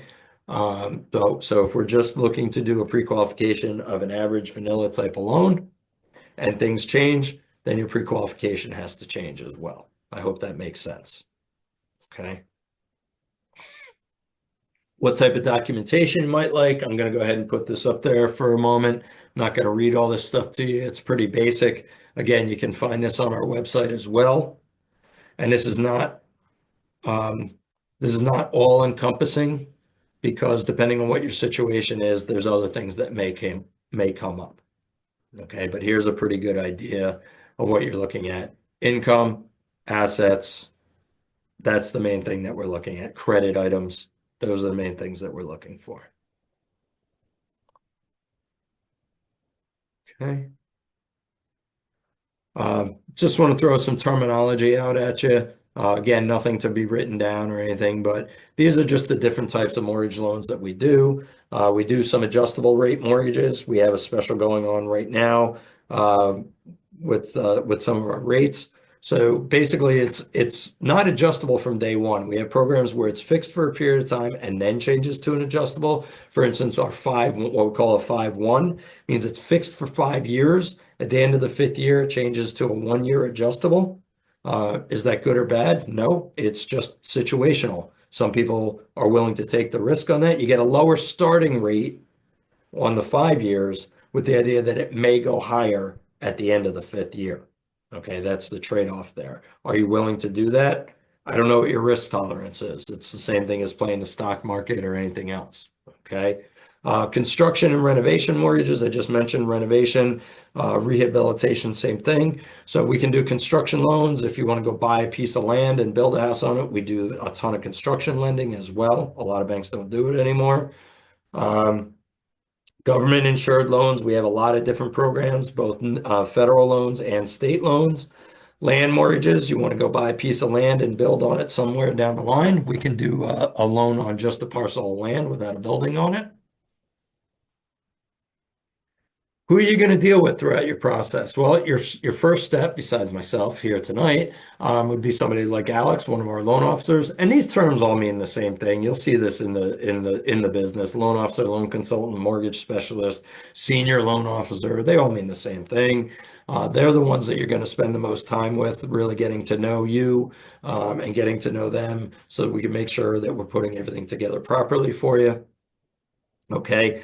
Once we're done and we're moving forward, you find that house of your dreams and we're moving the file forward. It goes to your loan processor, then to a loan underwriter. They're the ones that actually approve the loan and sign off and say this is good to go.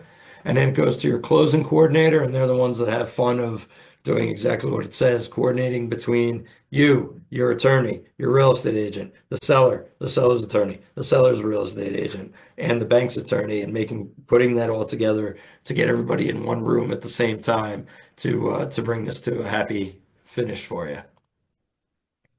Here's some do's and don'ts that I like to throw out there, and I'm not going to read these off to you. I'll just let them sit up there for a moment, and you can take a look at them.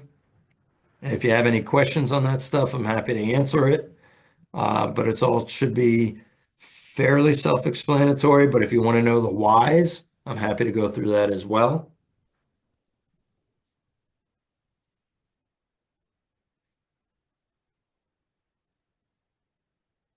All right.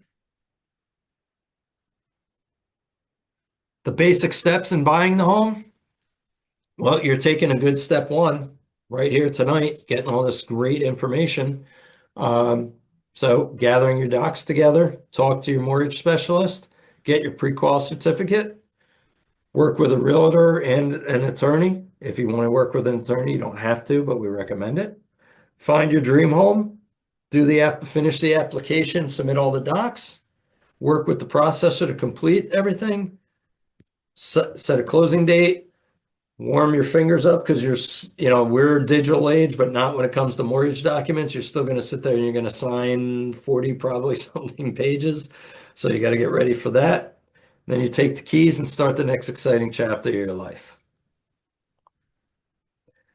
And that, folks, brings us to the end with a few minutes to spare and a few pieces of my vocal cords left to spare as well. Okay, so you see on the screen here, you want to get your certificate for $750 off of closing costs. You see on the screen here, you're going to email the code SPRING TRAINING Big baseball fan, big baseball guy. And believe it or not, despite the frigid temperatures outside, we are in that time of year where spring training is right around the corner, fortunately. So you're going to go ahead and email spring training to dreamshappen@ulstersavings.com. Dreamshappen@ulstersavings.com. I also ask that you can give us some feedback on the presentation other than the tone of my voice, because obviously I'm going to give myself a pass on that tonight. I do apologize. But give us some feedback. What did you like? What did you not like about what we put together for you here? Go ahead and put that down, but make sure you put it. You can put it in the body of the email. You can put it in the subject line. It doesn't matter. But spring training. This is a manual process, so please pay attention to what I'm about to say. You're going to go ahead and email that to us. You can do it tonight, tomorrow, the next day, whatever. Give us about a week to get you your certificate back to you. Like I said, it is a manual process of us putting those together and emailing them off to you. So today's Wednesday. So by next Wednesday, if you haven't heard anything, go ahead and shoot us another email. We'll make sure that we got the right email address and all that. Make sure you're giving us your proper name to go on the certificate. Okay. If all we have is Joey, then your certificate's just going to say Joey. But if you tell us Joseph R. Smith, then we'll put it out to Joseph R. Smith. So whatever you want to see on the certificate, make sure you give us the name to put on there as well. We really, really appreciate you taking the time. We know everybody's time is valuable. We know it's not the most exciting topic in the world. Tried to entertain you a little bit while we gave you a ton of information here. So we do appreciate you spending the time. I hope that you feel that it was worth your time and you got a lot out of it. With that, let's go ahead and see. Do we have anything new in the chat box? Alex, anything new to cover? Nothing new, but there was a question earlier. There was a kind of a question of like, hey, if we're gonna try to work with RUPCO or a housing agency, should there be between? Is there a time that should we do that first? Should we talk to you guys first? We work with those people, the housing agencies, pretty closely. There is no right way to do that. You can go to them first. You can come to us first. There's not a right time for you to apply to us either. So if you are thinking about it now and you're taking this home buyer seminar, please reach out to us so that we can, get you set up for the best that we can. Yeah. Yeah. Yeah, I don't know that the order of operations really matters there so much. I don't think so. I'd like you to start with one of our people here. Just again, just so we make sure we're going down the right direction with things, and then we definitely know who you're working with, whether it's Rupco, Pat Stone, Hudson River Housing, HCI, any of those agencies. But yeah, it's the processes can take time together. We can work on them at the same time. Yeah. Okay. All right, folks. With that, I think I'm about done. So again, appreciate your time. Don't forget to shoot us out the emails. Okay. And keep a lookout. By next Wednesday, you should have something back from us. And you have any other questions, don't hesitate to reach out. We want to work with as many of you as we can. Make sure you get into that dream home of yours. Okay. Thank you. Stay safe. Stay warm. Good night. Have Happy a trails, pleasant everybody. tomorrow. Night night. Thank you, Alex.